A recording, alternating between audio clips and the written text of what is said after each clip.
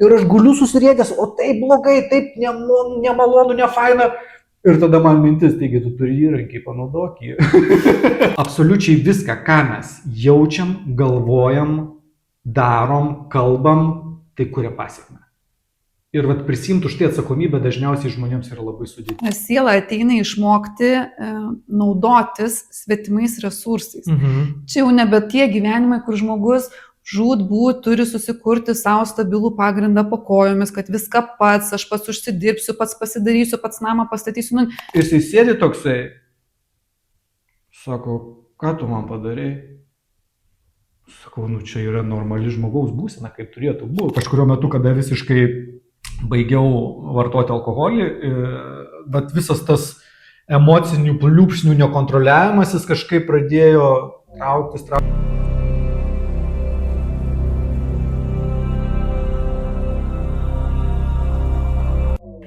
Sveiki, su jumis laida Kosmosas ir su jumis sveikinuosi aš, Raimonda Kuiteklienė, astrologė, ir šiandien svečiuose turiu Justiną Dabašinską. Tai pirmoji laida, kai yra vyras, nes prieš tai buvo moteris, man tokia vis tiek komforto zona su moterim šnekėt, o galvoju, reikia pasikviesti Justiną. Biški pakeisti energiją. Nešti biški tos vyriškos tokios energijos. Ir šiam pokalbio metu paanalizuosim šiek tiek Justino astrologinį žemėlapį. Ir aš tikrai tikiu, kad išgirsim iš tavęs nemažai įdomių istorijų, nes apskritai tavo gyvenimo būdas labai įdomus. Aš kaip prisimenu, pirmą kartą su tavim susipažinau, tai pirty Vilojom. O ne festivalyje? Ai, susipažinom jo. Mes ten festivalyje tik tais, kad dalyvavai šokiuose, bet taip. Mes... Okay. Jo. Aš jau tave žinojau, bet pirty taip gyvai, tai pirmą kartą susibendravom. Ir man tada labai tokį įspūdį paliko, kad mes tada buvom pirty, buvo kaip tik nedaug žmonių, ten vos keli. Ir ta pirtis gavosi tokia kaip terapija. O kas vedė terapiją? Tu. Aš vedžiau terapiją. Okay. Jo, man tada labai patiko, tu pasidalinai, aš nežinau, čia teoriją galima vadinti ar kaip, kur ten medis, šaknis, lapukai. Sielos branda. Taip. Sielos branda. Ar gali šiek tiek papasakoti, nes man atrodo, kad tikrai ne visi žino šitą teoriją. Taip, galiu. Trumpai, nes čia galima plėstis irgi labai plačiai, bet žodžiu, šita sistema yra iš tokios vienos psichoterapeutės Sokolskaja, neatsimenu vardas jos, bet pavardė Sokolskaja. Ir čia ne tai, kad jos ta teorija yra, nes tas skirstymas žmonių į tam tikras kategorijas, jis realiai yra visose ir kultūrose, ir religijose, tik tai jinai kiekvieną tą kategoriją žmonių, jinai išanalizuoja žymiai giliau. Nes, pavyzdžiui, yra ta kategorija darbuotojai, tada yra kariai, yra pirkliai ir yra arba pirma, ne darbuotojai, bet amatininkai, tada kariai, tada yra pirkliai ir tada yra šventikai. Tai šitas skirstymas yra, nuvaryki bet kurią kultūrą ir ten rasi tą skirstimą. Tai jinai šitą patį skirstimą žmonių suskirstė per medžio prizmę, per obels prizmę. Reiškia, kad tie amatininkai tai bus kamieno matricos, šaknis tai bus karių matrica, lapukai tai bus pirkliai. Šiuo atveju tu esi pirkliai. Okay, primins, nes aš atsimenu, kad lapukai, bet nepamenu, apie ką ten nebuvo. Ir tada oboliukai medžio būtų tie vadinami šventikai. Šventikai, brahmanai, mokytojai. Tai tokia. Ir vėlgi, kiekviena iš šitų kategorijų gyvena pagal skirtingus parametrus. Ir man iš tikrųjų jau tas kategorijas yra labai lengva nuskaityti. Aš su žmogum kelias akimirkas, kelias minutės galiu pabendrauti. Man tiesiog užtenka vieną, tarkim, dėl šitų pirklių, man tiesiog užtenka užduoti vieną klausimą, ar tu konspektuoji dalykus. Ir jeigu pasako, kad taip, aš mėgstu užsirašinėti, viskas. Tai yra lapukų matrica 100%, nes pas juos viskas turi būti suarchyvuota. Pas tave irgi visur. Tu gali paimti kažkokią tai sistemą ir tu ją išanalizuosi iki jos tos sistemos praktiškai ribų. Reiškia, tu turi žinot, tu gerai jautiesi tame tada, kada tu visą žemėlapį žinai iki 100% praktiškai. Tada vat yra gerai. Tai vat, čia tu šitą kategoriją priklausai priklių. Kariai tai yra žmonės, kurie gali valdyti didelius verslus, jiems reikalinga kuo daugiau atsakomybių, kuo daugiau naštos, kuo daugiau krūvio. Ir pagal per medžio šitą alegoriją, kad vat, šaknys yra ta medžio dalis, kuri iš žemės paima visus resursus. Bet jinai tą daro tik tais tada, kada gauna užklausą iš lapukų pavasarį, kada jau pumpuriukai sako viskas, mums reikia mineralų, energijos ir tada šaknim duoda apkrovą, šaknys iš žemės pradeda imti visus resursus, gauna atsakomybės ir tada šaknys jaučiasi gerai. Nes, pavyzdžiui, jeigu šaknys, tas pats karys, jeigu jisai neturi kuo rūpintis, viskas, jo gyvenimas netampa, tampa beprasmis. Reiškia, jam nuolatos reikia apkrovų, jam nuolatos reikia atsakomybių, ar tai bus šeima, vaikai, verslai, bizniai kažkokie, korporacijos. Žodžiu, kuo daugiau naštos, kuo daugiau svorio ant jo, to pas jį daugiau energijos. Ir, pavyzdžiui, imkime amatininkus, kamieno matricą. Visiškai skirtingas pasaulis, visiškai skirtingas energijos gavimo būdas, dėl to, kad kamienai arba amatininkai, jų energija pareina per atsipalaidavimą. Čia kaip imam vėl tą metaforą medžio, obels, jeigu mes ant kamieno užveršim kažkokį tai diržą, per jį energija netekės. Reiškia, kamieno užduotis yra kaip įmanoma labiau atsipalaiduoti. Ir visas kūrybinis procesas atsitinka iš atsipalaidavimo. Kada sėdžiu, čilinu, ir visas netgi kūrybos procesas pas kamienus vyksta eigoje. Jie niekada nežino, koks bus galutinis variantas. Pasiėmiau kažką darysiu, pradedu daryti, jungiu, čia tą prijungiu, o čia dabar dar tą prijungsiu, o čia dabar dar tą prijungsiu. Reiškia, jisai nežino niekada, koks bus galutinis rezultatas. Ir iš to sukuria šedevrus. Jeigu jo per stipriai nepušini. Nes jeigu kamieną pradedi pušinti ir jeigu jį pradedi spausti į ten kažkokius tai laiko limitus, tenais kažkokius ten įsipareigojimus didelius, viskas, jis jaučiasi nepatogiai tame ir automatiškai pas jį energija blokuojasi. Reiškia, jo užduotis yra kaip įmanoma labiau atsipalaiduoti. Čia toks esminis skirtumas. Ir netgi pagal kūno sudėjimą matai, pavyzdžiui, šaknys visą laiką bus tokie stambesnių kaulų, kad jų kūnas galėtų atlaikyti didesnės apkrovas. Nors pažįstu ir moterų karių, kurios yra visiškai, tokios kaip pagaliukai, kūdos. Bet irgi priklauso kario šitam archetipui, jų yra tokių nedaug, nes dažniausiai sakau, turi būti ta kaulo masė tokia didelė, kad galėtų didelį svorį atlaikyti. Tai tokie, čia sakau, aš matau, aš galiu čia važiuoti ir važiuoti, tai čia reikėtų atskirą gal podcastą apie tai daryti, bent kažkas to konkrečiai dar įdomu iš to, ką paminėjau. Ne, man atrodo, kad klausytojams labai įdomu atpažinti, tai kurioje toje kurie kategorijoje jie priklauso, okei. Tai karys, amatininkas, pirklys, tai tu priklausai iš tai kategorijai, tai žmonės, kurie ateina į šį gyvenimą jau nuo gimimo žinodami, ką jie nori jame veikti.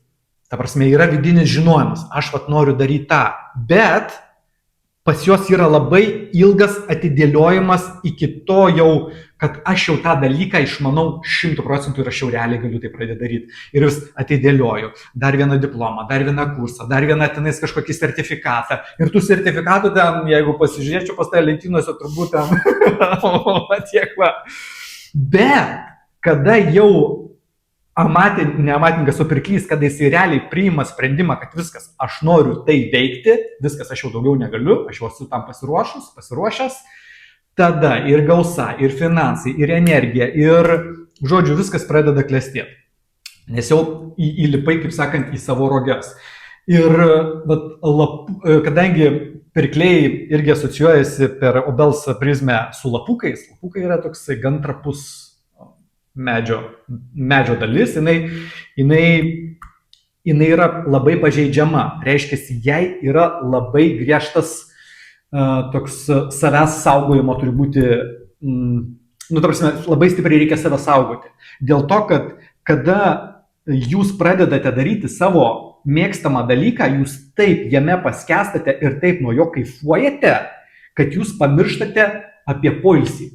Reiškia, turi būti labai griežtas režimas. Jeigu aš darau nuo tada iki tada, o jau tada yra poilsis. Nes aš žinau tokių lapukų matricų, kurie tiesiog gali įnert į savo dalyką ir visiškai ten dingsta šeima, draugai, jie tiesiog tiek patiria malonumo nuo to, ką daro, kad atrodo visas pasaulis išnyksta. Ir kada tame per ilgai užsibūni, tiesiog gali perdegti. Tai nežinau, ar tu su tuo susitvarkai? Aš galvoju, kad gal susitvarkau, bet aš žinau tą jausmą, kad kol atrodo neatsivalgysiu šito, negaliu sustoti. Atsivalgau, tada, okei, jau ištyrinėjau, jau padariau, jau supratau, pajutau, galim tada, paleisti. Man su tai pirmais podcastais buvo, aš ten nežinau, po kiek valandų aš juos redaguodavau, ten viską darydavau ir atrodo jau net žiūri kompą, jau akis liejasi, bet dar biškį. Dabar jau viskas, dabar jau nufilmavau, biškį kažkur minimaliai pakoreguoju ir jau keliu, nes, atrodo okei, bet pirmi tai būna, Dieve. Tai jo. Perfekcionizmas, irgi jūsų matrice yra perfekcionistai, kurie turi būti viskas, lentynėlės gražiai sudėta, jeigu kažkas pastumtų tą vazą į kitą pusę, jau tu atėjus iš karto matyti, kažkas čia čiupinėjo mano vazas. Tai pas jūs viskas turi būti savo vietose, tvarka, žodžiu, perfekcionistai. Tai tas perfekcionizmas irgi dažnai kiša koją, nes, tu tik ir pati įvardinai, kad padarau video ir kol aš jį paleisiu kaip jau vaiką į pasaulį, aš turiu ten kiekvieną iščiupinėt, kad būtų nepriekaištingas. Čia gal nežinau, šitoj vietoj gal ta tokia yra kritikos, nenoras būti kritikuojamas. Reiškia, aš esu savo produkto specialistas ir man kritikos jūsų nereikia. Jo, bet žinai, šitas gal labai anksčiau tikrai būdavo, nes labai baisu, kad ten kažkas pakritikuos ir net ir patį pirmą podcastą, kai dėjau, aš paprašiau, kad parašykit kaip, kokios pastabos, kad kitą kartą galėčiau geriau, bet kiekviena ta pastaba buvo tokia, kad bet čia yra augimas, viską aš priemu. Tai dabar jau viskas daug lengviau, bet anksčiau tai tikrai būdavo sunku. Ir labai šiaip įdomu, kad pasakėjai, kad šaknis ir lapukai. Aš įsivaizduoju, kad Rytis, mano vyras, tai yra šaknis. Taip. Nes jam reikia, kad būtų tikslas kažkoks, jis tada turi viziją ir jisai tada eina, bet lapukai duoda tą viziją. Nes šaknis yra pas juos toksai, irgi, negaliu sakyti, kad tai yra kaip trūkumas, bet jie nežino, ko nori. Tiesiog jie nežino, ko nori. Bet jiems turi kažkas įmest tą norą, nes jie patys, ko aš noriu, aš nežinau. Tai labai gerai, kad tu jam įmeti, ko jam reikia norėti. Ir jis tai tada, šitą noriu, gerai, įgyvendinsim, padarysim. Jo. Ir obuoliukai, ne? Obuoliukai, mokytojai, vedliai, brahmanai, šamanai, tai šitos irgi atpažįstu labai greitai, nes jų yra labai nedaug. Ant Lietuvos aš čia, juos visus irgi galima sakyti, ant pirštų galima suskaičiuoti, kiek jų yra, nes jų yra labai nedaug. Tai yra, jeigu sielos lygmenį, tai yra brandžiausia siela, kuri atėjo į šitą pasaulį sukaupti žinias ir perduoti jas kitiems.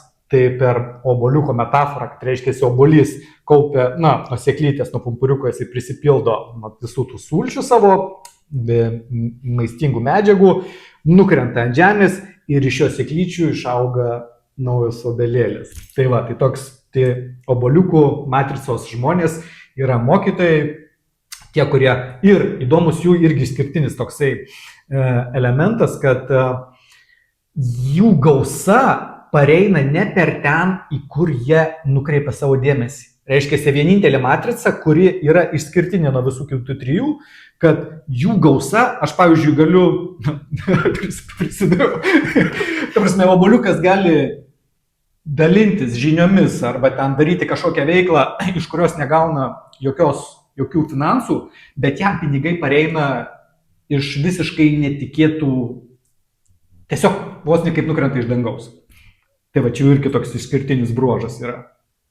Tai aš spėju, kad tu obuoliukas. Jo, tas pats, taip. Obuoliukas. Ir čia įdomioji dalis, kuriuo mes galim prieiti prie astrologijos. Ar tai parašyta žvaigždėse? Ar tai parašyta žvaigždėse, taip. Tai iš tikrųjų taip, yra tokių parodymų, kurie rodo, kad tu esi tas žmogus, vedlys, mokytojas, išminčius dar kitaip galima pavadinti, nes tavo astrologinėme žemėlapyje labai tokia įdomią padėtį užima Jupiteris. Jupiteris astrologijoje tai yra didžioji gausa, sėkmė, palaima ir tai yra ta planeta, kuri viską plečia. Viską išdidina ir jai nesvarbu ką plėsti, jinai tiesiog kokiame yra būste, kokiame ženklė, jinai tiesiog išplečia to būsto ir to ženklo tematikas. Tai tavo Jupiteris yra Skorpione. Ne? Nu, tai Skorpionas yra vienas iš giliausių zodiako ženklų. Ir aš dabar net galvoju pas ne podcast'e, kurie buvo praktiškai pas visus yra kažko išskirtinis Skorpionas. Tai vat pas tavais išskirtinis dėl to, kad ten Jupiteris, o Jupiteris vadinasi išplečia, ne, poreikį gylio, poreikį ieškoti prasmės, esmės, ne, aiškintis, kaip veikia dalykai, ne, kaip žmogaus psichika veikia, kokia yra pasaulio sandara. Nu, vienu žodžiu, Skorpionas, ne, tai yra tas tyrinėtojas, nes jisai kasasi, ne, kaip ir pats Skorpionas, jisai ten... Jo, jisai kasasi po žemėm. Taip, po žemėm, ne. Bet kita Skorpiono pusė, tai irgi yra ir priklausomybės, ir manipulacijos, ir toksiškumas, ne. Tai Jupiteris ir šitus dalykus, ne, irgi gali plėsti. Taip. Tai vat, kaip žmogus tai realizuos, ne, kurią čia pusę pasirinks didinti savo gyvenimą, ne, tai priklauso nuo sąmoningumo. Nu, arba dar aišku, ir sielos branda irgi įtakos turi, nes, pavyzdžiui, kai būna brandžios sielos ateina, jos iš tikrųjų nėra, kad jau gimė išminčius, ne, jis per gyvenimą gali irgi labai daug nuklysti, ne, bet kažkurio metu dažniausiai pabudimas kažkoks įvyksta. Tai vad, ar gali pasidalinti, nes šiaip Skorpionas, ne, tai dar yra ir kriminalai.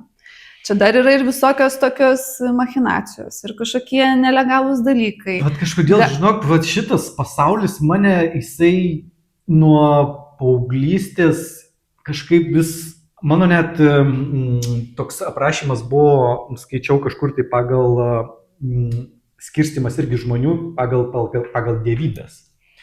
Irgi ten Dzeusas, Hermis, paskiau, nu, žodžiu, yra dievybės. Reiškia, taip kaip skirstimas yra per medžio prizmę, taip yra per dievybių, kokiai dievybei tu priklausai. Tai aš priklausau Hermio dievybei ir jo toks kaip yra aprašymas, tai yra vagių ir nusikaltėlių globėjas. ir aš kai šitą išgirdau, aš galvoju, kodėl pas mane aplinkoje yra žmonių, kurie, nu, nebūtinai, kad jie dabar dar yra tam kriminalį pasaulyje, bet jie buvo tam. Ir jie ateidavo pas mane kaip pas tokį, nu, ne tai, kad gelbėtoją, bet tam tikrą prasme kaip pas gelbėtoją. Kad aš jiems padėdavau išeiti iš jų sunkumų kažkokių tai stiprių patirčių, kur, nu, ten yra, žinau, ten kas ir kalėjime turėjo atsėdėti ir tame laikotarpyje irgi su jais palaikyti ryšį, ten pasiūsti tos net pozityvios energijos, kad jiems, žinai, kažkaip pavyktų tame išbūti, išeiti ir išsikapoti. Ir tokių žmonių yra. Ir sakau, jų nuo paauglystės kažkaip tai visą susitikdavau visiškai, nu, ten klube iš vis su vienu bičiuliu susipažinom iš vis ten kažkokiam vakarėlyje, kuris vyko, nežinau, ten vidury laukų ir tiesiog tualete susipažinom, ką tu ir ten tokia užsisuko draugystė ir mes ir po šią dieną, nu gal dabar jau ne taip stipriai bendraujame, bet tik 20 metų kelionė, kur aš mačiau jo visus nusmukimus, nuopolius, kritimus, išlipimus ir visame tame irgi dalyvavau. Tai toks, nu, jo, tas kriminalinis pasaulis, jisai egzistuoja. Egzistuoja, taip. Egzistuoja. Tas Jupiteris, jisai dar yra atsakingas irgi už keliones. Taip. Ir dažnai, bet žmonės, kada pirmame būste yra Jupiteris, duoda labai žingeidumą pažinti pasaulį. Tai dažnai būna vienas iš parodymų, kad žmogus daug keliauja. Ir, nu, Jupiteris mėgsta jau tokį tolimesnį užsienį. Na, aš kiek žinau, tu net ir žiemoti išvažiuodavai, tiksliau skrisdavai, ne kažkur kitur.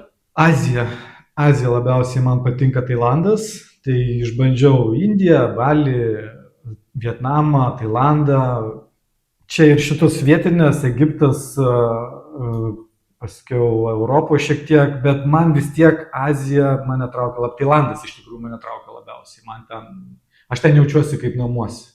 Ten yra tokia mano energija, man tinkama jinai labai.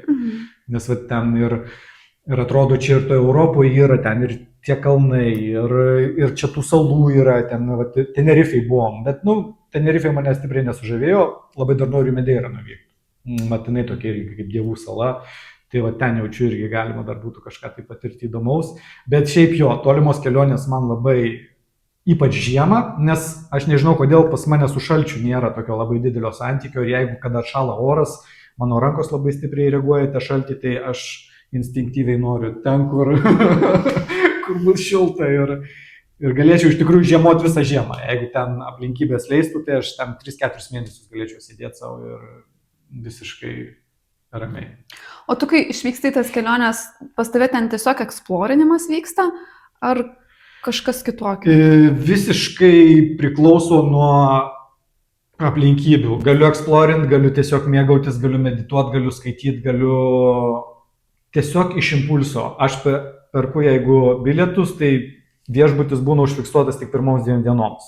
Reiškia, kur aš nuskrindu, aš ten 2 naktis, kad įsižemint, susigaudau, kur aš čia esu, o paskiau jau kur nuves. Tiesiog atvažiuoju į aplinką ir į eksplorinį, jeigu ten yra kažkokių įdomių vietų, ten kriokliai, kažkokios šventyklos, kažkokios šiaip įdomios. Google'as viską parodo, kad jeigu kažkas aplinkui yra, kur yra lankytinos vietos, viskas pasiėmė motorolerį ir važiuoja eksplorinį, čia buvau, išsityrinėjom, neįdomu, okei, važiuojam toliau, faina, pabūnam ilgiau. Ir tokiu būdu susidėlioja tai jinai visiškai spontaniškai. Ir šiemet mes buvome Tailande, tai dalį laiko buvome Tailando pietuose, o dalį, bet tas sprendimas įvyko, mes šiek tiek buvom kalbėję, kad būtų faina nuvaryti į šiaurę. Ir tas sprendimas irgi tiesiog atėjo, kad viskas, davai ištyrinėkim ir šiaurės. Ir vėl nuskridom į šiaurę, Čiangmajus, nuostabus miestas, aš jame buvau prieš 2 metus, bet aš jo visiškai nemačiau, aš supratau, kad aš jo visiškai nemačiau, nes ten buvau tik tais kelias dienas, išvykom į kalnus, kalnuose turėjo būti 2 dienas, buvom 2 savaitės ir toksai, visiškai negali žinoti, kur tave ta ar šalis, ar miestas pasims ir sakys, pabūk čia faina, čia smagu. Tai va taip ir klausau aš tos gamtos, visatos kūrėjo, kur jisai mane nuveda, su kokiais žmonėmis ten susipažįsti, kokiamis patirtimis ten reikia pasikeisti ir taip ir keliauju. Žinai, aš kai prieš tai buvau atsidaręs tavo horoskopą, nes mes galim pamatyti, kokiu elementu po žmogų daugiausia, ugnis, žemė, oras, vanduo, ne? Ir žiūri, kad pas tave žemės elementų yra mažiausiai. Ir galvoju, kaip įdomu, galvoju, bet vis tiek Venera, Mėnulis, 2 jausmų planetos, pas tave žemiškos, ne, Venera, mergeliai, Mėnulis, ožiaragi, kur sakyčiau, kad kaip tik žmogus turėtų būti toks įsižeminęs, kai orientuotas į tikslus, kai viskas turi būti suplanuota, sudėliota. Bet šiaip pagal stichijas tai tiesiog mažiausiai šitos stichijos yra. Ir daugiausiai yra oro. Ne, oras, jisai neprisiriša, jisai neužsisuka kažkur tais, kad nesiparina, va taip galim pasakyti. Ne, kad, kažkaip, jeigu kažkas ir ne pagal planą, kažkaip išsisuksime, gal ir geriau kažkas pavyks. Tai va įdomi va šita savybė. Bet dabar apie tas jausmų planetas, ne, kadangi jos tokios labai žemiškos. Mėnulis, ne, jisai pas mus daugiau parodo mūsų emocijas. Tai yra mūsų vidus, mūsų pasąmonė, kaip mes reaguojam, kaip mes adaptuojamės, kur yra mūsų komforto zona, saugumo zona. Ir Mėnulis jisai toksai, ožiaragija, ne, ožiaragis jisai labai toksai žemiškas, struktūruotas, kantrus, atsakingas, pareigingas, ne. Ir kokią savybę pastebėjau žmonės, kas turi tokį Mėnulį, jie šiaip išoriškai kaip tik atrodo labai ir bendraujantis, ir komunikabilus, ir tokie ir juokias, ir visa kita. Bet tai, kas vyksta viduj, ne, kaip žmogus viduj jaučiasi, ką išgyvena, o dažnai net neparodo. Kaip būna žmogus linkęs, savo tą vidinius kažkokius išgyvenimus, ne, pasilaikyti savo. Per gyvenimą kažkur tais, ne, gali būti tas toksai, kad žmogus jau atvirauja, jau jam nėra kažkaip ten sudėtinga, nežinau, įvardinti, pavyzdžiui, netgi savo jausmus. Bet tiesiog, kada ir Venera, ir Mėnulis žemės ženkluose, pirmoje gyvenimo pusėje dažnai pa žmogui iš tikrųjų gali būti toksai straglas, taip galim pavadinti, kai žmogus gali nesuprasti, kaip jisai jaučiasi. Ar kaip, pavyzdžiui, gali būti sunku užčiuopti būseną arba jauseną, tai ar aš čia dabar gerai jaučiuosi, ar aš čia dabar pykstu, ar aš dabar čia liūdžiu. Kažkoks va toks, kaip tiesiog, ne, tiesiog kai klausia, kaip jautiesi gerai. Ne, nu tai dažniausiai mes... Ramiai, aš dažniausiai sakau, kad aš ramiai jaučiuosi. Nes iš tikrųjų su ta emocinė amplitudė aš irgi nuo mažų dienų buvau irgi anksčiau toks gal ir labai užsidegantis, sprokstantis toksai ten ir aišku, tame dar ten daug prisidėdavo ir alkoholis, ten kiti dalykai, nes vartodavau. Tai aš atsimenu, aš galėdavau eiti visiškai iki agresijos, iki tokio destruktyvios agresijos. Ir kažkurio metu, kada visiškai baigiau vartoti alkoholį, bet visas tas emocinių pliūpsnių nekontroliavimas, jis kažkaip pradėjo trauktis. Aišku, ten irgi dar įvairios filosofijos, praktikos, ten, kaip čia su tom emocijom reikia būti, kaip nebūti. Ten irgi buvau užsidėjęs tokią programą, kada hermetinę filosofiją studijavau, buvau įsidėjęs, žodžiu, ten vienas iš principų hermetiniai filosofijoje, kad reiškiasi sviravimas į kairę, tolygus sviravimui į dešinę. Reiškiasi emocinė amplitudė. Jeigu aš kažko tai labai bijau, tai aš galiu būti ir labai drąsus toje vietoje. Arba jeigu aš kažką labai myliu, tai aš galiu labai ir nekęsti. Reiškiasi, kuo didesnė emocinė amplitudė, tuo jinai sviravimas į kairę, tolygus sviravimui į dešinę. Reiškiasi, jeigu aš kažką labai myliu, aš vieną dieną galiu labai nekęsti. Reiškiasi, yra toksai. Ir aš galvoju, o tai ką man tada sviruot? Aš davai ties nuliu. Aš renkuosiu nulį. Ir aš kokius 2 metus gyvenau tokį visiškai ignorą viskam. Absoliučiai. Ką jis bevyktų ten? Mirė, nemirė.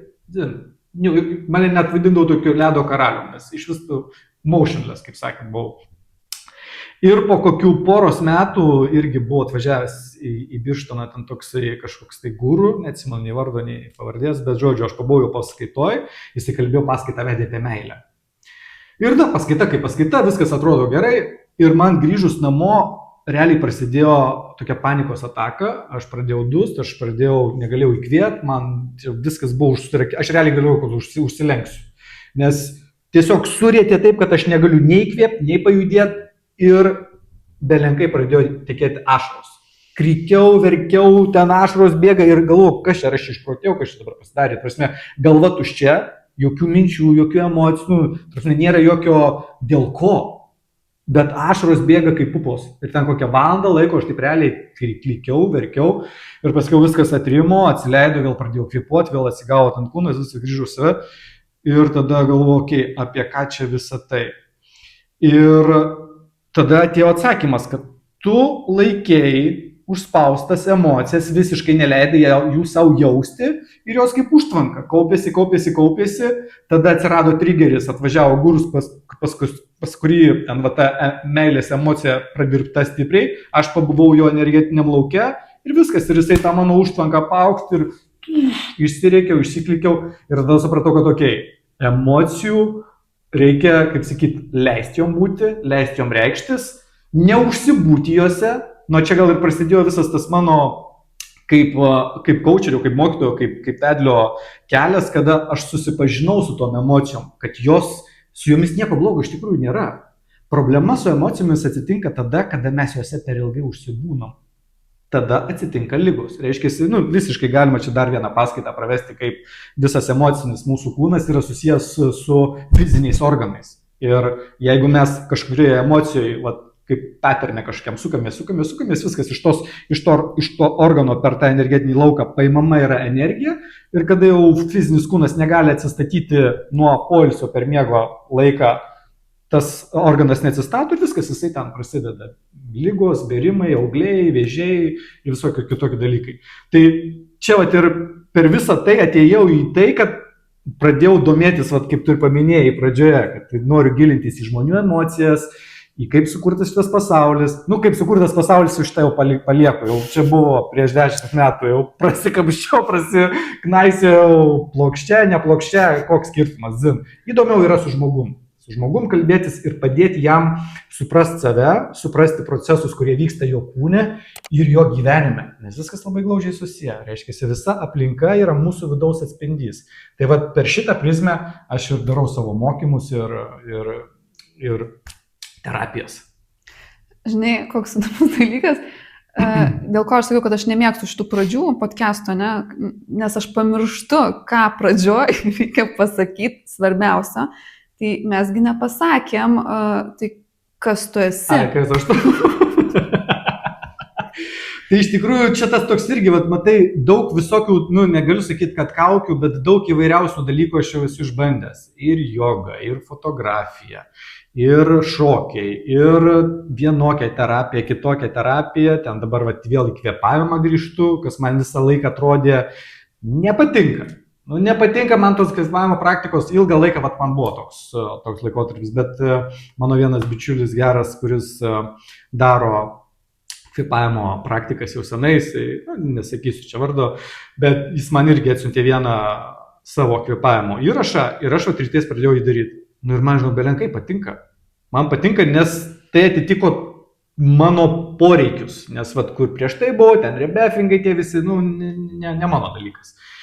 Ir per šitus kvėpavimus vėl aš atrandu dar gilesnį įėjimą į ramybės būseną. Nors ir šiaip aš jau esu save laikau tokiu pakankamai ramiu žmogumi, bet po šitų kvėpavimų aš įeinu į tokį ramybės gilį, kad ten galima net paskęsti jame. Tai trumpai, ką aš veikiu, tai šiuo metu galėčiau pavadinti save regresologu, dėl to, kad mano pagrindinis problemos klientui sprendimo būdas yra per regresiją, per grįžimą į problemos pradžią. Nes jeigu mes sprendžiam problemą dabartyje, jinai realiai neįsisprendžia. Reikia visą laiką surasti šaknį, kada problema prasidėjo, ten padaryti pokytį ir jinai kaip domino kaladė atrieda iki dabartinio žmogaus gyvenimo momento ir ta problema, kuri įtakojo jo ten visą gyvenimą, santykius, finansus, ligas, visokius dalykus, jinai pasišalina ir jos realiai nelieka, bet problema užsidaro. Bet ta regresija, tu kaip savęs priskirtum, kur šiame gyvenime mes ieškom? Galima ir šiame, galima ir eiti ir praeitus gyvenimus, visiškai nėra ten nei vietos, nei erdvės, ta prasme, galima ir čia kur nuves žmogų, kur nuves žmogų, gal jam užteks šitam gyvenimą pasižiūrėti, ten vaikystėje, ne, kažkur ten tėtis, mama, primušė, pagavo, ten išgazdino, ten padarai pokytį ir viskas. Arba galima nueiti, kad tenais atsitiko kažkokia trauma, kuri jau kartojasi per daugybę gyvenimų. Reiškia, eina iš kartos į kartą. Žmogus per sielą jau ten kelis gyvenimus neša tą pačią kažkokią ten karminę šeimos skolą. Nu ir tada eini žiūrėti, tai kada ten atsitiko, ar ten kai kariavo, kai ten su kardais kapojus, ten galvą nukirto, ten, žinai, paaukojo, ten dar kažką. Ten padarai tą pokytį ir vėl domino kaladė sugrįžta iki dabartinio momento. O kaip tu atėjai iki vat, būtent regresijos? Ar tu pats pirmiausia savo, nežinau, galbūt tai pas kažką, nes dažniausiai kaip yra, kai žmogus veda kažkokias praktikas, yra specialistas, ne kažkokios srities, dažniausiai ateina iš savo kažkokios skausmo, ne iš savo problemos, kai jis ištyrinėja, savo atranda įrankį, tada padeda kitiem, ne? Šiaip yra šitas konceptas, kad negali padėti kitam, jeigu pats viso to nepraėjai.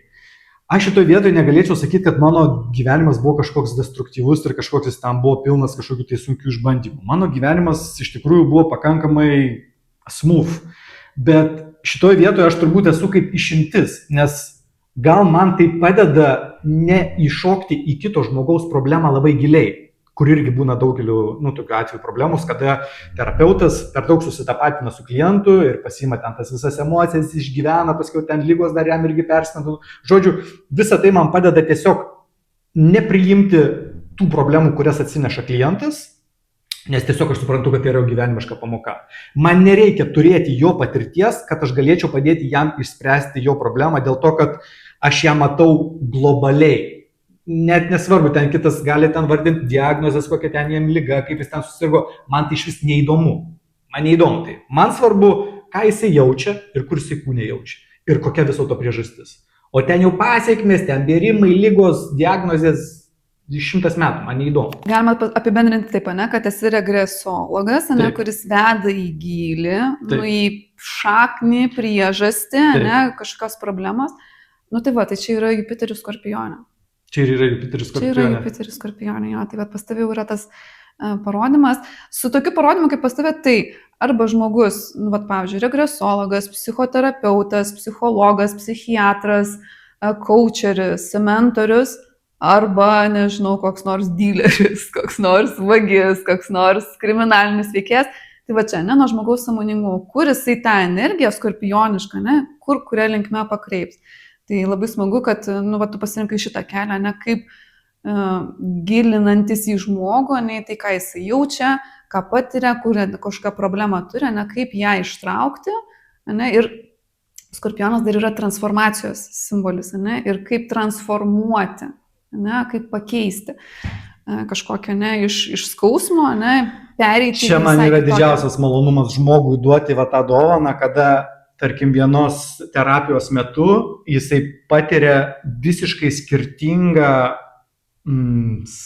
būklę, vidinę savijautą, kada jisai žmogus ateina su kažkokia trauma, su kažkokiu skauduliu ir kada parodai jam to skaudulio priežastį ir parodai, kaip tą skaudulį galima pakeisti.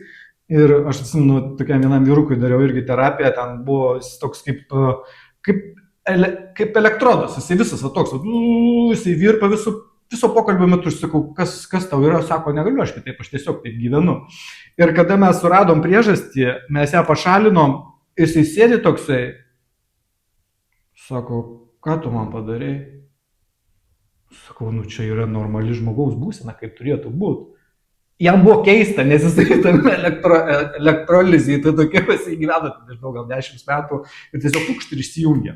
Aš nesakau, kad tai išsprendžia žmogaus problemą visam gyvenimui į priekį, nes vėlgi tam reikia įdėti tam tikrų pastangų, kad tą būseną išlaikyti. Bet žmogus jau gauna įrankius ir supratimą, kodėl visą tai vyksta jo gyvenime ir kaip jam pačiam savarankiškai tai daryti. Nes aš, pavyzdžiui, nemėgstu su vienu klientu dirbti daug kartų. Kaip ten, pavyzdžiui, psichologijoje, ne, kas savaitę ateini, mes ten sėdėsim, išklausyti. Aš neturiu tam nei noro, nei laiko, man net neįdomu klausyti ant tų bėdų. Aš noriu paimti žmogų, duodu tau pokytį ir tu su juo jau daryk. Tai yra tavo atsakomybė, nes tu žinai, ką su juo daryti. Ir viskas. O jeigu jisai to nesugeba, reiškia, tai ne mano klientas. Tai reiškia, ne. Ja, tada eiti ant sofkutės, žinai, atsigulti. Nu tai va, tai Skorpionas ir tarp kitko mergelė ir ožiaragis, ne, va, Venera mergeliai, Mėnulis ožiaragė. Tai yra tie ženklai, kurie nesitsackina. Jie, nu, ne visai tie, kurie užglostys, ten, va, kaip sakai, ten ateik pas 10 sesijų, mes ten 10-ojų gal atkapstysim, mane, kur ten. Ne, nes mergelė mėgsta konkretumo, ožiaragis irgi, jam yra rezultatas, kas svarbiausia yra rezultatas, ne tai, kad čia prisirišti klientą prie savęs arba ten procesą kažkokį išbūti, o čia koks rezultatas, ne, ko mes čia susirinkom. Taip. Tai va šitos savybės pas tavai yra. Dabar dar kitas dalykas, kas irgi yra svarbu, man atrodo, tavo gyvenime, tai yra muzika. Labai.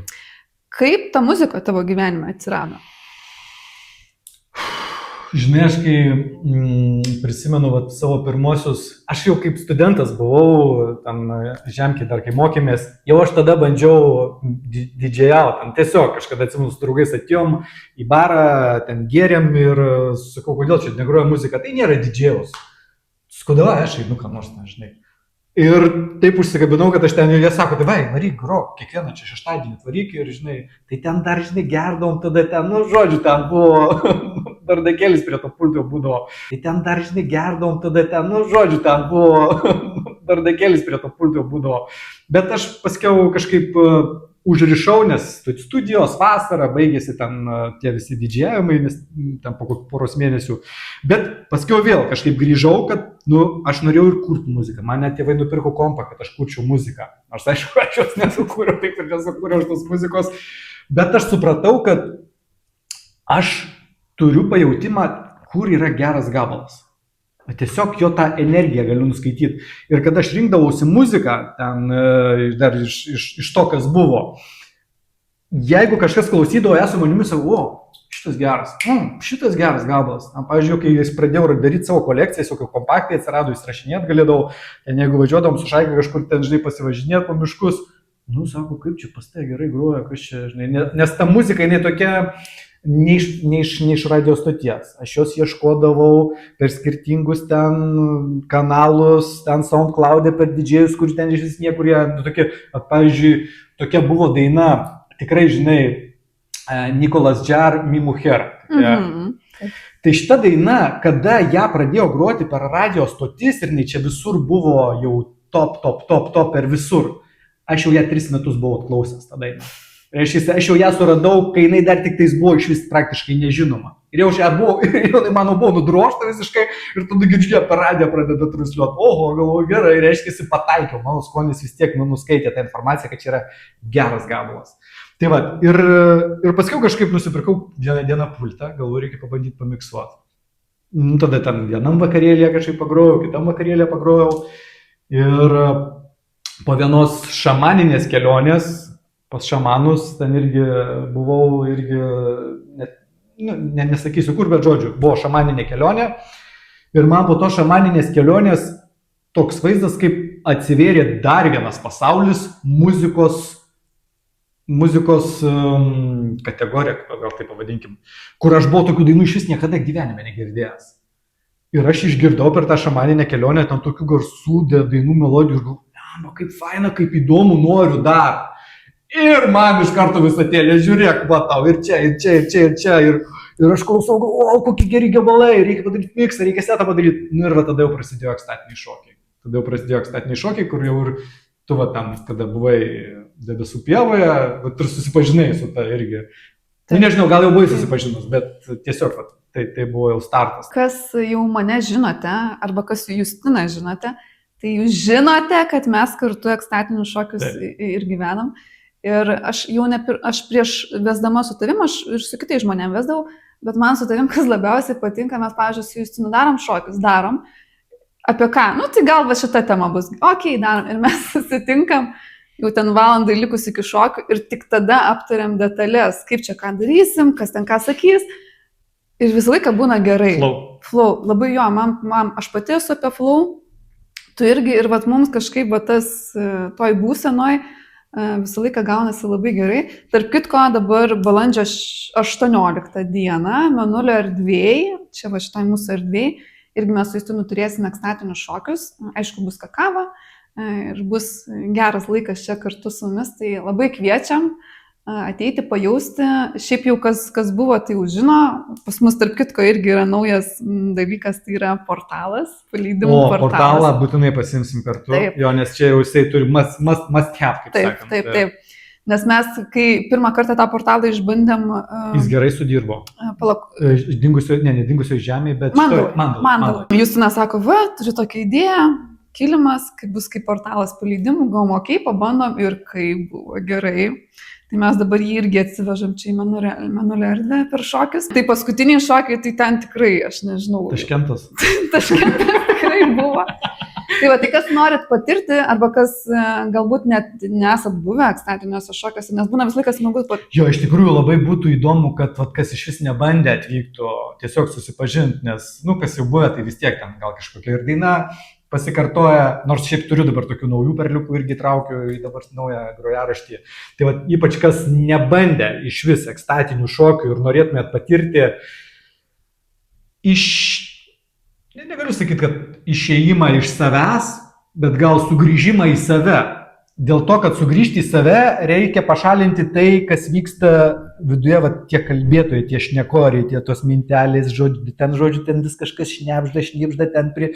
Tai va, žodžiu, be to pabūt. Nes šokio metu jūs išeinate į visišką susijungimą su muzika ir muzika jūs gali nunešti. Aš ten esu gavęs tokių irgi kartais feedbacko, kad tu sako, išnešė labiau negu kaip klubelėje judėdavom, sako, tai stipriau buvo negu. Taip. Jo, aš irgi kai palyginu tuos šokius, kokie ten būdavo klube ir kokie yra ekstatiniuose, tarp kitko, kas nežinot, kas yra ekstatiniai šokiai, tai nėra, kad reikia mokėti kažkokius. Nieko nereikia mokėti. Tiesiog klausai muziką ir kaip kūnas veda, taip ir judi. Gali gulėti iš vis. Jo, būna žmonės guli, būna sieną nusisuka, visai būna, bet čia tiesiog kiekvieno žmogus yra asmeninė kelionė, bet man tiesiog, ir išėjimas ir sugrįžimas tuo pat metu vyksta. Nes išėjimas tiesiog atrodo kažkokioje kitoje realybėje, kitoje erdvėje, bet savyje, ne išoriai kažkur. Tai va ir tas grojimas, jisai atrodo įeinu į kažkokį tam tikrą kaip transą ir ten paskiau, ypač būna labai nefaina, ne tai, kad nefaina, bet triggeris, kada aš stoviu prie pulto, aš ten esu visiškai paieškoje, kokia sekanti daina, kaip ten, ir kas nors ateina pakalbėti. Nu, šitas šitas žiauriausias yra, ta prasme, aš įsivaizduok, stoviu sraute, mane tai viskas per mane teka, ten visą informaciją, ir kažkas, o, ką tu čia, kaip ten, nepatinka šitie.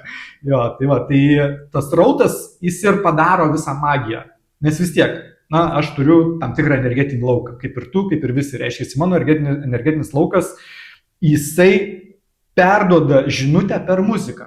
Reiškia, aš, tiksliau netgi ne aš, o kūrėjas, visata, reiškia per mane, per muziką, kur jinai man pati ir atnešė. Ne aš, man jinai sako, važiuok, šitas geras gabalas, aš jas tiesiog sujungiu ir viskas atitinka muzikos kelionė. Ir jinai gali, va, ten vieniems kažkokias emocijas pakelti, kažkokius ten išgyvenimus, kažkur tai nunešti kažkokius tai ten kalnuose pabuvau, kažkokiuose miškuose, ten su fėjom, ten nu, ta prasme, ten magijos įvyksta įvairiausios. Tai va, tai labai kviečiu atvykti, jeigu nebandė, išbandyti su kakava. Kakava daro tą širdies atvirimą, kas irgi padeda patirti visą sinergiją su visais tais šokančiais, su erdve, su muzika. Tai žodžiu, labai kviečiu. Kada sakei? Balandžio 18, Mėnulio erdvėje. Kadangi tu vis tiek jau esi tame savęs pažinimo kelyje jau gan senai, ne? Jau aš taip įsivaizduoju, kad tu esi išsigryninęs galbūt ir savo tą kelią, ne? Ir netgi tai pavadinkim misiją, ne? Vat, kokia... Jis šiek tiek kinta, bet kryptis aiškiai.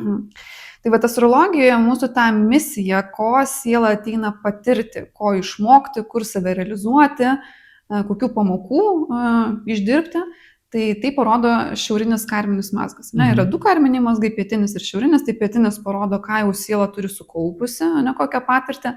Ir dažnai ta patirtis šitam gyvenime žmogui gan lengvai realizuojasi. Tai nebūna kažkoks labai didelis trigeris žmogui. Paėmiau ir gaunasi. Jo, nu kažkaip. O šiaurinis, tai vadinasi, kažko naujo turi išmokti, ne? Ir dažniausiai va čia jau būna, prasideda tam tikri niuansai. Ir vėlgi priklausomai, ar siela jau pirmą gyvenimą to mokosi ir ne, nes būna tikrai šiaurinis karminis mazgas jau būna išdirbtas, nes siela jau daug gyvenimų mokėsi šito ir šitam gyvenime, nu, va, yra kažkoks dar etapas, ką dar čia praplėsti. Tai būna irgi visai gal lengvai sekasi, o kitiem visiškai būna, kad nenoriu, ne mano ir iš viskam man čia tai reikia. Tai va, tai tavo šiaurinis karminis mazgas yra 8 būste tokiame, kas yra šiaip Skorpiono valdos, tai yra svetimų resursų būstas, tai yra vėlgi mistika, magija, transformacija, krizės tam tikros, bet pagrindinis čia yra, ko ateina išmokti, va, 8 būste. Tai yra transformuoti save ir transformuoti kitus, ne, per savo kažkokią patirtį.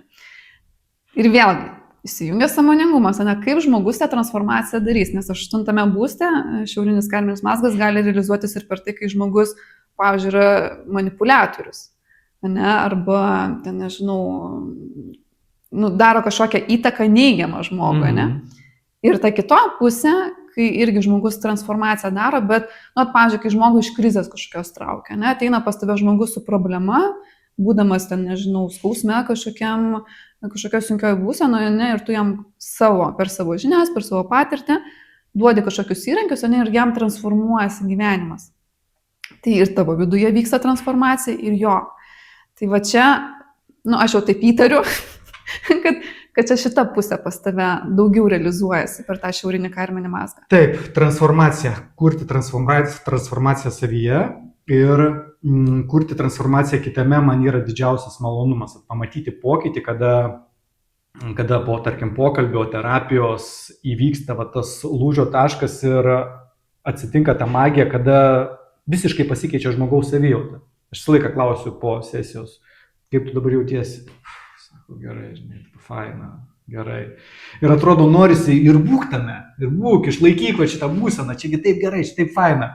Bet dažniausiai tos programos įsitikinimai, nu, vėl žmonės įsuka.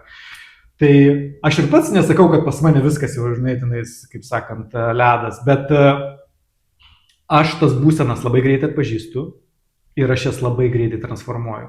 Aš galiu leisti, pavyzdžiui, savo pabūti supykusiam, jeigu aš noriu. tiesiog atėjo pyktis. O aš dabar tam, nežinau, 15 minučių aš būsiu supykęs. Pabuvau, viskas. Aš žinau, kaip tą pyktį transformuoti ir aš iš jo išeinu. Nes visur viskas yra priežastis ir pasiekmė. Priežasties ir pasiekmės dėsnis jisai galioja absoliučiai visiems visur ir visada. Ir absoliučiai viską, ką mes jaučiam, galvojam, darom, kalbam, tai kuria pasiekmę. Ir prisimti už tai atsakomybę dažniausiai žmonėms yra labai sudėtinga. Kad tiesiog priimti atsakomybę, kad visa tai, kas vyksta mano gyvenime, aš pats susikūriau. Tai man, aš čia prieš tai mano paskutinis, ne podcastas, bet įrašas buvo apie tai, kaip skaityti matricą. Kaip nuskaityti tą lauką, kuriame gyveni. Jis nuolatos su mumis komunikuoja. Pavyzdžiui, tu žinot galvoji, kaip pas tave per skaičius, ne? Ten matai 9, 9, 9, 1, 1, 1, 1, 2, 2, 2. Tai per skaičius su daug ko komunikuoja. Tai tiesiog tai yra akivaizdus įrodymas, kad visata su žmonėmis kalbasi. Atkreip dėmesį į tą, atsitiko kažkokia situacija. Aš netgi visą laiką, ateina kas nors pas mane žmogus, kokia nors trauma, ne? Aš sakau, kas pas tave vyko gyvenime tuo momentu, kada pas tave atsitiko trauma? Ir niekas per tą prizmę nežiūri, ta prasme, niekas netekelia tokio klausimo, tiesiog susilaužiau koją. O kokioj būsenoj tu buvai prieš susilaužant tą koją? Kaip tu jautėsi, kas buvo? Ir tada pradėjo, ten mes biški tada buvom susikapoję, susipykę, ten tada buvau supykęs labai, Ir tada aš jam parodau, kad žiūrėk, tu taip pat susikūrei. Visata tau sulaužė koją kaip pamoką, kad parodyt, kad tu čia pjovei grybą. Tai kiekvienas žmogus, kadangi pats tą jau įvaldęs ir mano tikrovė, aš šitus ženklus labai greitai skaitau, nes aš ženklą priimu tada, kada į kažką atkreipiu dėmesį. Mano dėmesys ant kažko užkliuvo, viskas, visatėlė sako, pažiūrėk, čia kažkas tai vyksta. Aha, ir tada kas čia vyksta, ką aš jaučiu tame, kokią emociją man tai sukėlė. Sukėlė kažkokį ten nepasitenkinimą, aš tada pradedu atsukinėti, kam aš tą nepasitenkinimą sukėliau. Kalbėjau ten prieš pusvalandį su mama, ten pakėliau balsą, pašaukiau. Reiškia, aš ištransliavau žinutę, sukėliau kažkam nemalonę patirtį, ta patirtis grįžta man atgal. Ir kuo sąmoningumas didesnis, tuo šitas pingpongas jisai vyksta greičiau. Reiškia, kuo sąmoningiau, tuo ten kelios akimirkos, visata sako, žiūrėk. Jeigu žmogus nuolatos gyvena tam chaose ir jisai galvoja, kad čia tiesiog visur atsitiktinumai, visi čia blogi, pasaulis blogas, aš galiu čia taškytis ir mėtyti ten savo keiksmažodžius, mintis, emocijas į visą visatą ir tiesiog taip gyvenu, tai jį daužau nuolatos. Jį daužau ir jisai negali susekti šitų ženklų, nes jį daužau nuolatos. O kai manęs praktiškai nedaužo iš vis, reiškia, pas mane gyvenimas eina tokia gražia, tokia bangelė tokia. Tai jeigu tik tais kažkur ten atskrenda kažkokia malkutė ar kažkoks, kliuvinys, aš jau iš karto, kažkur prasileidau, kažkur padariau klaidą, atsuku, prisiimu atsakomybę, neutralizuoju ir viskas. Ir tada mano bangelės vėl eina per gyvenimą. Aš visą laiką prisimenu, dabar neatsimenu, kur tu pasidalinai šitų dalykų, bet apie slogą. Sako, kai tu sakai, kad jeigu pradėjai jausti, kad kimba sloga, pagalvok, kur tu prieš kažką pasipuikavai. Arogancija. Taip. Ir žinok, kai aš pradėjau šitą dalyką taikyti, jau jaučiu, kad kimba sloga, atsuku, kur aš per dieną, ar ten kelių dienų bėgi, su kuo kalbėjau, kur galbūt pasikėlus pasirodžiau, ar ten arogantiška, ar dar kažką. Ir atmintise atsiprašau to žmogaus. Ir žinok, praeina ta sloga. Taip. Tai man čia buvo atradimas. Šiurpuliai, patvirtinimas. Ir dabar dar grįžtant prie to šiaurinio karvinio mazgo, jis yra skorpionė, kas yra transformacija, svetimi resursai. Svetimi resursai, tarp kitko, kada čia būna siela ateina išmokti naudotis svetimais resursais. Čia jau nebe tie gyvenimai, kur žmogus žūtbūt turi susikurti savo stabilų pagrindą po kojomis, kad viską pats, aš pats užsidirbsiu, pats pasidarysiu, pats namą pastatysiu, nes pietinis mazgas, opozicija yra antrame būste, o antras būstas tai yra materija. Tai yra, viskas, ką aš galiu pačiupinėti, ir ką aš pats susikuriu. Tai jau siela jau turi sukaupusi tą patirtį, kaip tą daryti, turėti tą tvirtą pagrindą po kojomis, uždirbti pinigus ir taip toliau. Bet dažnai pas tokius žmonės būna toksai, kad, pavyzdžiui, paprašyti pagalbos gali būti labai sunku, nes, aš pats padarysiu ir, pavyzdžiui, net jeigu kažkas siūlo pagalbą, Tada, ypatingai pirmoje gyvenimo pusėje galėjo būti, kad nereikia, aš pats padarysiu. Čia, nes liktais, jeigu aš priimsiu pagalbą, aš liksiu skoloj. Tai vadinasi, aš tau irgi kažką tada turiu, ar ten duoti, ar padaryti. Ar buvo šitas dalykas? Šitas dalykas tikrai buvo ir aš taip įsivaizduoju, kad aš jau jį perlipau, nes dabar jeigu man ir reikia pagalbos, aš jau nelieku tame vaidmenyje, kad aš viską pats. Nes aš netgi, žinai, kaip sprendžiu problemas dabar. Jeigu atsitinka kažkokia problema, pavadinkime taip, ir aš neturiu sprendimo varianto, aš tą problemą atiduodu visatai. Ir kada aš atiduodu problemą visatai, visata yra dėkinga, kad aš pats nešvaistau savo energijos pergyvenimams, nerimavimams, kaip ten išsispręs, kaip čia dabar padaryti, kaip čia aš negaliu miegoti visą ten pusę nakties, ten ūžia tos mintys ir aš ten realiai deginu, švaistau. Tai vietoj to aš atiduodu tą problemą visatėliai ir kaip jinai man ją išspręs, man visiškai, nes jinai žino lengviausius būdus. Tai ar neatsiųs kitą žmogų ir aš tą žmogų visą laiką priimsiu. Reiškia, man visatą atsiuntė pagalbą, man nereikia pačiam išspręsti. Aš galėčiau čia istorijų pripasakot, kaip ten magiškai visą tai veikia, bet čia, žinai, dar vienos valandos reikės. Tai tiesiog galit pabandyti, kada atsitinka problema ir jūs neturit sprendimo varianto tai problemai, jūs tiesiog sakot visatėlę, aš atiduodu tau šitą problemą, nes žinau, kad ją išspręsi lengviausiai. Ir einu miegoti. Ir ryte skambutis, ten viskas jau viso, nereikia, padarėm, išvažiavo, nuskrido, gavosi viskas. Tai va. Ir dar paskutinis dalykas apie tą karminį mazgą, 8 būstas, transformacijos. Ir čia šitas mazgas yra Vėžio zodiako ženkle. Vėžys pas mus apie ką? Atbulas vaikšto.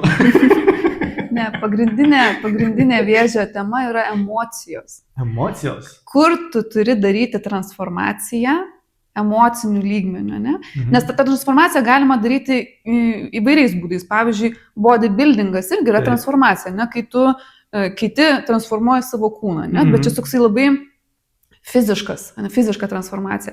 O Vėžys tai yra emocinė, ne? Tai vat, tos pačios regresijos, ne? Tie tokie pokalbiai, vat, kas yra apie gilinimąsi, kodėl tu taip jautiesi, ne? Kokie čia pas tave blokai, ir čia traumos, baimės, Tai va čia yra viskas Vėžys. Tai va pas tave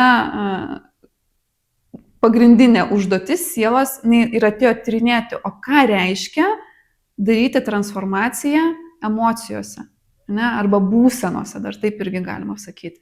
Tai jeigu taip gaunasi, kad jeigu aš tą išmokau daryti savo viduje, man tiesiog automatiškai noras yra perduoti tai kitiems, kad ir kiti galėtų turėti tokį įrankį, transformuoti tą emociją iš negatyvios. Taip, nes, žinai, pirmiausia, tai tas šiaurinis mazgas, tai yra darbas su savimi, ne, aš savyje transformuoju, ne, patiriu kažką, tai, ne, kaip iš pradžių tyrinėjai savo jausmus, kad iš vis tam nulyje būti, ne, ir paskui prasprogo ir tada, tai kas čia buvo, ne, tai va čia. Iš tikrųjų įdomus momentas, kada man atėjo šitą techniką emocijų transformavimo, irgi labai ten tokiom mistiniam aplinkybėm atėjo ta visa technika, tai irgi nesiplėsiu. Bet kada jinai atėjo, aš jau buvau pakankamai prasidirbęs ir man savo jos realiai taikyti jau nereikėjo, nes aš kitokiais būdais buvau tą visą techniką, tas būsenas transformavęs savyje. Aš jau gyvenau tokį gan chill. Ir va, tą praktiką aš pradėjau taikyti su klientais. Ir vienu momentu aš suprantu, kad aš pats jos savo netaikau. Aš naudoju įrankį, kurio aš pats savo netaikau dėl to, kad man nebuvo poreikio ją taikyti savo. Ir vieną dieną atsitiko tokia situacija, ten buvo Zoom pokalbis ir aš ten ant vieno iš pašnekovų tam Zoom'e, nes ten buvo grupė žmonių, aš ten kažkaip ar užvažiavau, ar užstūmiau kažkaip, kad žodžiu kažkaip aš ten tuo momentu atrodė dzin. Bet kai baigėsi pokalbis, aš jaučiu, kad man pareina ta emocija, kurią aš sukėliau tam žmogui. Ir man čia taip viskas susuko, suspaudė, susiro, to prasme, galvoju, kas čia vyksta, to prasme, kaip čia taip gali būti. Ir aš guliu susiriedęs, o taip blogai, taip nemalonu, nefaina. Ir tada man mintis, taigi tu turi įrankį, panaudok jį. Ir aš tada bandau tą įrankį naudoti ir žinai, toks man tokia toks vaizdinys atėjo, kad įsivaizduok, tu paneri po vandeniu, ten jau tau nėra deguonies, nėra kuo kvėpuot, o tau kažkas sako, dabar įkvėpk. Tokiam vat lygyje reiškia ta transformacija. Ir aš taip turiu padaryti tą veiksmą, o taip šlykštu, taip nemalonu, taip negera, ta visa emocija tokia britki. Ir galvoju, bet vis tiek aš įkvėpsiu. Vat įkvėpsiu po to vandeniu. Įkvėpiu, atlieku ten tą visą apeigą, ką reikia atlikti. Ir ta emocija į tokią palaimą, į tokį išsilaisvinimą, į tokį džiugesį. Ir tada guliu, jokiuosi, žvengiu, ten viskas taip. Nu ir tada supratau, kad okei, visatėlė sako, turi įrankį, turi būti su juo susipažinęs, jeigu jį taikai kitiems. Tai va taip man davė tokį išbandymą taikyti savo. Bet man, aš aišku ir dabar kartais ją naudoju, bet man ten realiai kelios sekundės ir aš bet kokią emociją galiu, sakau, jeigu noriu, galiu pabūti, jeigu nenoriu, bumt ir jos nėra. Bet žinai, aš vis tiek kažkaip galvoju, kad ir kokios tos emocijos pas mus yra, ar tie jausmai, kurie mums nepatogus, nemalonus, nu vis tiek mes juose turim pabūti. Taip, aš ir sakau, kad reikia juose pabūti, aš nesakau, kad jų nereikia, bet tame ir reikalas, kad problema atsitinka tik tada, kada mes juose per ilgai užsibūnam, kada mes iš dienos į dieną ryte prabudai ir jau ten kažkokios skyrybos, ten paliko, išdavė, primelavo ir visą dieną tame sukuosi, vieną dieną, antrą dieną, mėnesį, metus, 10 metų, pavyzdžiui, močiutės, kurios eina ten kokių 90 metų, tai įsivaizduok, kodėl jinai taip eina, nes jinai neša tą svorį, jinai neša tą traumelę per ten iš metų į metus, nežinau, gal iš gyvenimų į gyvenimus. Ir aš irgi galėčiau jai pasakyti, jeigu nesakytų, gal tu berniuk, žinai, kaip čia man nusimti šitą svorį. Bet tik tais tuo atveju aš jai galėčiau padėti, o visais kitais atvejais aš suprantu, kad jinai turi pranešti akmenį. Tai va, tai kiekvienam savo kelionė, kiekvienam savos patirtis ir savos kančius ir savi džiaugsmai. Gerai, Justinai, aš turiu atsinešusi kortas. Taip. Čia yra mano astrologinės kortos, aš jas labai myliu. Ir noriu paklausti, ar tu norėtum paklausti kortų kažkokiais? Gal turi kažkokį klausimą, ar kažkokią situaciją, kuri... Gerai. Aha, Kokie man bus 26 metai? Ok, kokie bus Justinui 26 metai? Iškrito dvi kortos, kurios turi tą pačią energiją. Tai vat pati pirma korta iškrito žuvis. Ir šalia dar yra Neptūnas. Tai yra vandens stichija. Ir šiaip dažnai, kada kortose krenta šita energija, dažnai tai yra kažkoks neapibrėžtumas šiek tiek. Nes tiek Neptūnas, tiek žuvis jos plaukiančios, tokios, kur ne visai ta kryptis aiški, kur nėra labai plano aiškaus, nu tiesiog, kur srovė neša, ten ta žuvytė ir plaukia. Bet kadangi tavo gyvenime apskritai šitos temos, nu žuvų ir Neptūno temos daug, nes čia dar yra emocijos, darbas su pasąmonė, su to, ko ne visai pačiupinėsi, emocijos nepačiupinėsi, nesuprasi, čia ne kūnas koks nors. Tai aš sakyčiau, kad greičiausiai 26 metai pas tavai ir bus apie tai, kad toliau bus didelis darbas įgilinimas į pasąmonę, į darbą su savimi, su savo emocijomis, su savo jausmais, su savo vidiniais kažkokiais išgyvenimais. Arba dar čia gali įsijungti ir šiek tiek mistikos tematika, nes dar iškrito šalia Merkurijus. Merkurijus tai yra žinios. Tai yra mokslai, tai yra kursai kažkokie, ne? Planuoju pradėti. Aha, tai vat čia, kada Merkurijus yra šalia dviejų šitų kortų, tai panašu, kad ateis kažkokia nauja informacija, ne? Ar kažkokios naujos technikos, ar kažkokie nauji... Visiškai 20-ką dabar šaudai. Nu va, ne? Tai vat, ir čia grinai bus arba ta mistinė tokia, ezoterinė pusė. Ten bus daug mistikos ir daug ezoterikos. Nu va, tai kortos tą patvirtina. Ir vainikuojanti korta, tai iškrito 7 būstas, kuris atrodytų iš vis prie ko čia, nes 7 būstas yra partnerystė, santuoka dar kitaip. Tai nežinau, ar kažką masto tai į tą pusę, į sąjungą, ne jau tokią oficialesnę, bet čia dar gali rodyti nebūtinai romantinę partnerystę, čia gali rodyti kolaboraciją su kažkuo, pavyzdžiui, ne, kai ateina žinios naujos, ne nauja informacija, prasiplečia tavo irgi laukas, tavo matymas ir tada gali atsirasti žmonių, su kuriais kartu kažką darot. Ne, nes čia daugiau būtų verslo partneriai, nes 7 būstas pas mus apie santykius, vat, kurie su verslu gali būti susiję. Bet čia tiesiog atrodo, arba 7 būstas dar yra klientai. Tai yra mano klientai. Ne? Tai jeigu dar kitaip apibendrinant, ne, nauji mokslai, naujos žinios ir per tai ateina nauji klientai. Ne? Ir per tai, aišku, tau tada ir gausa, ne? Ir išsipildymas savęs paties. Čia iš tikrųjų įdomi tema, va, dabar naujus mokslus, kuriuos planuoju traukti irgi į savo, ir ten bus nauja technika, kada galima bus dirbti su vaikais per motiną.